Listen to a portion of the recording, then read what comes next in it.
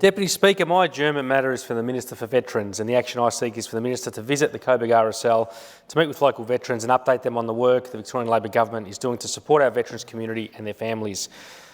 Deputy Speaker, the Coburg RSL remains one of the oldest continuous local RSL sub-branches in Victoria and indeed Australia. First established on the 1st of December 1918, where a group of passionate returned service personnel from World War I, led by Herbert Rouvray, established the branch with a charter from the RSL. And over the years since, it's very much grown into a vital part of the Coburg community, with its members and volunteers shaping the legacy of Melbourne's oldest continuing sub-branch.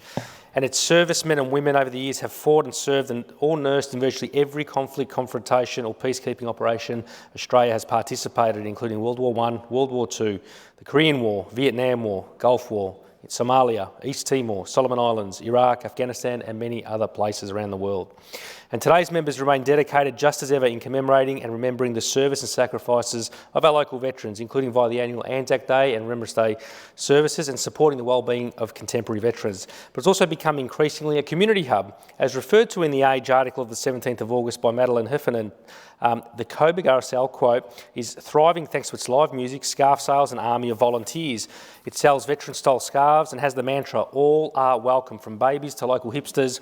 and elderly veterans. The sub-branch's membership numbers have grown from fewer than 200 when it was on the verge of closing some years ago to now close to 1,000. At 107 years of age, Coburg RSL is a survivor. And Deputy Speaker, I commend the role of all the Coburg RSL's volunteers over those years, more recently and today, in making it the successful veterans and community hub that it's become, especially today's President, Michael Pianta, a solicitor by day who's once served in East Timor and Afghanistan.